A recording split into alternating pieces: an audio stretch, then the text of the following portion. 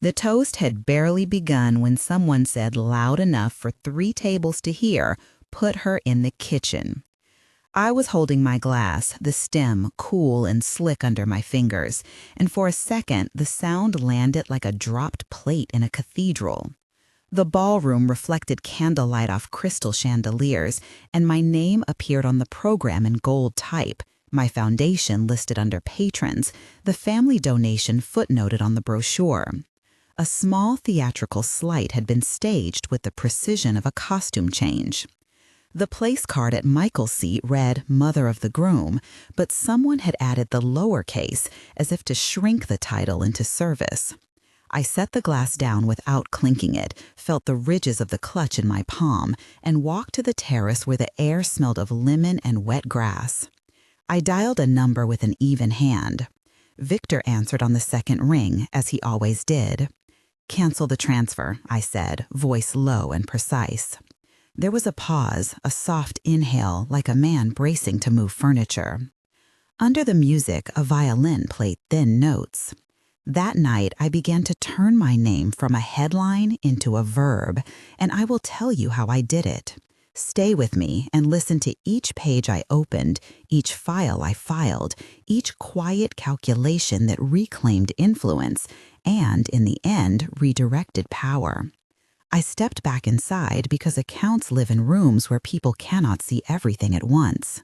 Victor met me under the portrait of my grandfather, eyebrows up, palms already empty of surprise. He whispered, "What do you want me to tell Samuel at the bank?" I said, "Tell him to freeze the scheduled payment, nothing more." He searched my face. Quickly, he said, "Do you want me to tell Anna now?" I said, "No, wait, let them toast themselves into a story." My hand brushed the arm of the waiter, the linen cool, the scent of buttered pears clinging to the tray. Guests shifted like reeds. Claire leaned forward at the head table, lips pursed, watching. I moved as if to return to my seat and instead walked to the small antechamber that housed the register of donors, fingers grazing the leather spines of the catalogs. I murmured into the phone, and Victor's voice came back, steady, "I am on it." In that small action, I had won the first round. Nobody stormed the stage. Nobody threw a plate. The silence that followed the toast felt like a held breath, like someone waiting for thunder. I grew up in a house with shutters that kept the cold out and a kitchen that taught me how to count portions as if they were assets. My mother taught me to fold napkins in the hospital canteen where she worked, and she taught me to record every tip. We were not born to pedigree, we built it by inventorying everything that could be counted. As a child, I would sit under the stairs and listen to the men in the office measure margins. I learned the language of ledgers the way other girls learned lullabies. At 12, I opened a petty cash box for the school play and realized the thrill of making numbers reconcile. At 22, I signed the first commercial lease in my name and felt the strange, steady weight that came with responsibility. The company that became my foundation began as a modest design atelier, a single tailor and one secretary named Rosa who was still with me and who kept every receipt. We moved from atelier to atelier, from a single storefront on Montrose to an address on Park with a plaque, and each move was a small victory written in signatures. There was Michael as a boy, calling the office on rainy days with a crumpled drawing and asking if he could bring his friends to the warehouse. I made him a junior editor on the catalog because I believed in apprenticeship, in the way skill is handed down. We trusted one another until trusting became a word that could be weaponized. The office smelled of paper, glue, the lemon oil I used to polish the conference table. My father left details in a desk complete with brass keys, and I learned how to protect an inventory list as if it were truth itself. The foundation grew, so did the files. My name moved onto boards, into annual reports, into the editorial column where I had written essays about legacy. For years, legacy had meant continuity. For the first time, I understood how fragile a thread that is, how quickly it can fray when someone decides to retype a lineage. Back then, there were small betrayals, moments that looked like accidents, a will left unsigned, a casual remark at lunch that this new partner would modernize the brand. Anna arrived soft and certain, with a laugh that filled a room and heels that announced themselves like footnotes. She called Michael darling and consulted him about fabrics as if the company and the history were props in a tableau. There were dinner invitations that became exclusive, meetings held behind closed doors that were framed as informal conversations. David, the young counsel she introduced as our new legal advisor, had a kind of slick apologetic about him. He said, "We are only thinking about efficiencies." He did not know the leather of the chairs the way Rosa did, but he knew how to edit an agreement so that language could be repurposed. Samuel at the bank, once a familiar face in our chamber, became a conduit for transfers that arrived with notes about modernization. Julia, who managed archives, found that boxes had been relabeled with dates that did not match the receipts. I found myself standing in the middle of my life, a ledger open on the table, and realizing that proximity, the trust we had, is not the same as control over it. The trust we had depended on had been quietly renegotiated in rooms where I was considered too sentimental to sit. When I returned to the table, the toast had moved on. Michael smiled as if nothing had happened. Anna lifted her glass and said, "To new families, may they learn to blend gracefully." The room exhaled in applause at the performative sweetness. I looked at my son and saw the distance sharpen into a line. He mouthed sorry in a way that was both apology and explanation. I could have risen, grabbed his hand, made the scene that newspapers would love. Instead, I lowered my gaze and asked him in a whisper, "Did you know they planned to change the signatories?" He blinked. We had a short conversation in which words were carefully measured. He said, "I thought the advisors recommended it." I said, "Who recommended what exactly?" He named names, shuffled them like cards to make them acceptable. I touched the fabric of his sleeve, felt cotton that had been ironed by someone who believed that appearances are reparative. The guest at the next table leaned over and, loud enough for the group to hear, apologized for the awkwardness and offered me a rosette of sympathy. This public smallness was intended. I let it sit like salt in a wound and planned my next movement. That night, the bedroom where Michael had slept as a child smelt faintly of talc and old paper. I asked the housekeeper, Rosa, to bring the cedar chest from the attic. When the lid opened, the air held cedar shavings and an old perfume that had been my grandmother's signature. The family ring lay there on velvet, the same ring Anna wore that afternoon like a trophy. I called Julia and asked for the loan agreements. The assistant from the wedding, Victor, walked in with a folded white envelope and a look that was equal parts alarm and loyalty. I said, "Give it to me." He said, "Are you sure you want to confront them now?" I said, "Confront is a performance. I prefer to reclaim." Victor asked, "How do you want me to present it if Anna asks?" I said, "Hand it over quietly, request a private inventory, and, if anyone asks, say we found an inconsistency." There were 8 exchanges in that room between Victor, Rosa, Julia, and me, each one precise and measured, because when you are reclaiming a legacy, you work like a surgeon. Victor suggested sending a messenger. I suggested sending the inventory list instead. Rosa smelled of lavender and lemon oil, and she said in a voice that trembled only once, "I have held these receipts for 25 years. Give them back." That simple plea carried the weight of a public archive. The ring, when it was placed in my palm, was heavier than its appearance deserved. The gold had the tiny impression at the band, where my grandmother had once carved her initials. I pressed the metal to my mouth like a vow and left the room with it under my blouse, a small, silent emblem. The next day, I sat in my study with a spreadsheet open that tracked outgoing transfers, scheduled obligations, and discretionary grants. The rows were neat, the cells colored in a way that made the numbers look like a landscape.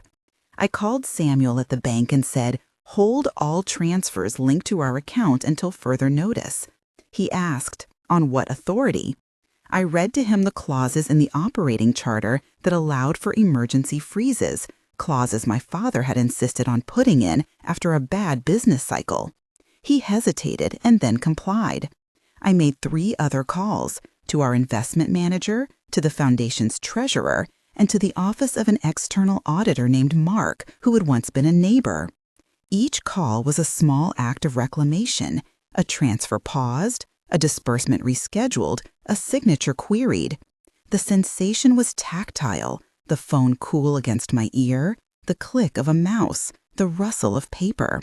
I could feel the landscape of influence recalculating in real time. That afternoon, I wrote a short memo to the board, factual and unadorned. I attached to it a compact list of anomalies and requested an emergency meeting. The memo smelt faintly of printer ink and lemon oil. There were victories the size of paper clips and victories the size of names restored on documents. I sat back and listened to the hum of the air conditioner and the distant laughter of the people who believed this was social theater. In technical terms, what I executed was a temporary asset freeze under the power of trustee oversight and emergency clause invocation, a move that suspends transfers for 60 days while an audit is conducted. It is a legal maneuver used to prevent dissipation of assets, and it is effective when supported by clear records and a compliance-ready bank. That explanation is clinical, but it is the work that allowed me to stop visible exactions before they bled into permanent reallocation. I convened with David, who, despite appearances, had become entangled in both sides. In his office, the light slanted across a marble desk, making the leather blotter look like a small stage. I told him, "I do not want to fight in public." He replied, "Neither do I. We can find an accommodation." I said, "Accommodation is not the point." He asked, "What is the point then?" I said, "Accountability."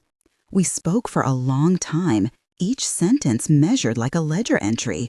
Victor recorded the meeting on his phone after I asked him to, in case words proved slippery. There were 8 exchanges at that table, with David offering half concessions and me insisting on documentation.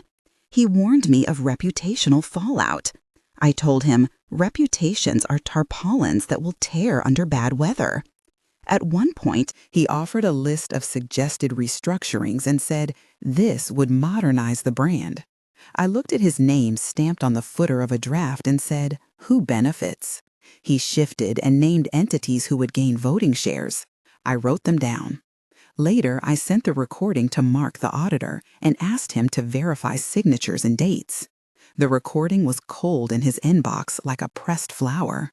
There were moments of tension that taught me how to hold a narrow jaw and stay present. The first came when Michael confronted me in the conservatory with a look that mixed hurt and righteousness. He said, "Why are you doing this to me now?" I said, "Because someone thought they could change our name without asking." He responded, "They said it was for the future." I asked, "Who defines future?" He flinched and named Anna and David. The air smelled of heated stone. The fountain murmured like background counsel. The second moment arrived when Anna stormed into my office, her voice high enough to fracture the crystal. She accused me of theft and called the ring an heirloom that she had been given in a gesture of acceptance. I replied calmly, "Is that what you call it?" She said, "It was a gift." I said, "Gifts are voluntary, and when someone misrepresents an asset that belongs to a foundation, that gift becomes contested." She laughed, a brittle sound, and said, "You are making a spectacle." The third tension hit in a phone call with Samuel when the bank manager suggested caution and hesitation. He said, "If the press gets wind of a freeze, it will complicate the matter." I said, "Better complicated than stolen." Each of these moments lasted in memory like small avalanches, shaking loose old patterns and forcing new alignments. The strategy that followed was meticulous and legal at every turn. I met with David's colleague, a solicitor named Rachel who specialized in trusts. She explained that a trust is a fiduciary arrangement in which assets are held for beneficiaries by trustees who owe a duty of care, and that emergency freeze powers protect the corpus of a trust when signatory behavior suggests misappropriation. Her explanation took 312 characters to become clear in my notes, and it meant that I had the legal mechanism I needed. We created a checklist that involved 3 parts. First, assemble documentary evidence, including signed receipts, catalog entries, and photographic proof. Second, notify all parties of the planned audit. Third, file a preliminary injunction if necessary to prevent transfer.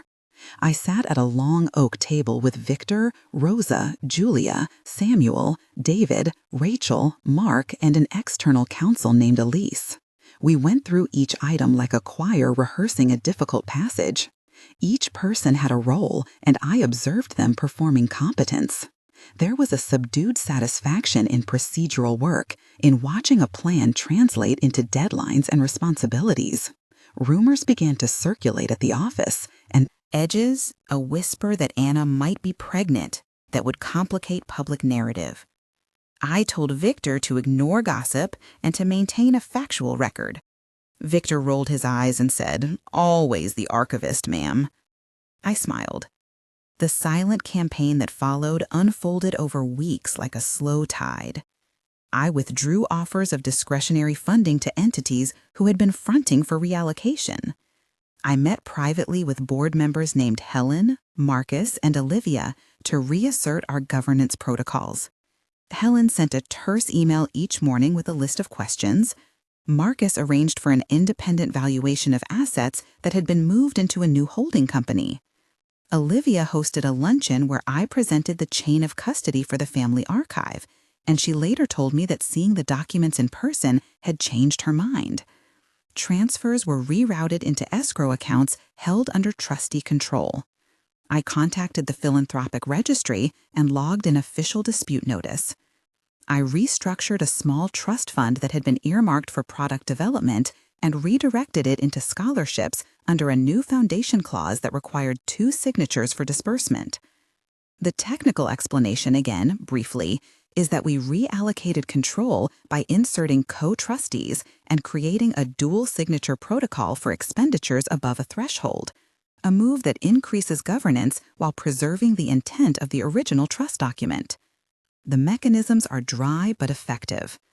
Socially, the recalculation was subtler. Invitations ceased to arrive for certain dinners. Columnists asked pointed questions about modernization and whether a generation gap had become a legal dispute. People I had known for years shifted positions like chess pieces. The campaign reached a public moment when the Family Spring Gala printed a revised donor list that restored my foundation's name to a prominent place and removed an ambiguous footnote that blurred legal ownership. The overheard comment at the earlier wedding was replayed in a different register. I received an unexpected letter from Anna that began with an apology and then offered a conditional arrangement. Michael sat across from me in the library for an hour while the clock marked small, patient intervals. There were 5 exchanges in which we negotiated terms, spoke about children, legacy, and apology. He said, "I did not realize how much had shifted." I said, "Influence is like varnish. It wears thin where hands are clean." He reached for my hand and then withdrew. The final meeting with Anna happened in public, in the back room of a charity event, between platters of canapés and the hum of polite conversation. She asked, "Can we make peace?" I said, "Peace among people is different from peace among documents." We arranged mediation, and I submitted a list of demands that included restitution for the misallocated funds, a transparent amendment to governance documents, and public acknowledgement of the oversight. The mediation was a ritual of paper and polite expressions, but it culminated in an agreement that named trustees and required adherence to a schedule of audits. The conclusion that I chose was not spectacle, but restructuring and giving. I wrote a letter to the board announcing the reallocation of a portion of the contested funds to a scholarship in my mother's name, an act that both returned the ring's story to a civic purpose and removed immediacy from the personal conflict. 1 month later, the invitations for spring events began arriving with corrected titles and signatures. 3 months later, a financial magazine ran a discreet piece about leadership transitions at family foundations and noted the emergence of a new scholarship program created by our foundation. 6 months later, we inaugurated the first class of fellows funded under the new structure, and the ceremony was hosted in the hall that once held my grandfather's portrait. The epilogue is the part I return to most often because it shows the change measured in ordinary acts.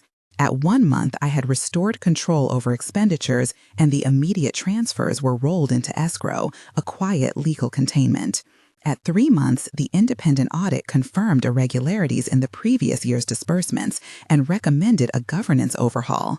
At 6 months, the new scholarship accepted its inaugural class, and Michael spoke at the podium in a voice that sounded practiced and genuine, and Anna stood beside him, not as an owner but as a sponsor. In those months, we documented each stage, updated archives, adjusted the trust documents to require dual signatures for major disbursements, and established a public register for transparency. The epilogue measures not only outcomes but dispositions, and it is in the ordinary attentions to record keeping, to naming, to archival clarity that a legacy becomes durable. If you are sitting there thinking about a family dinner where roles were circled and recircled, or a workplace where your name felt like an accessory, know that anger is a rational response and boundaries are necessary.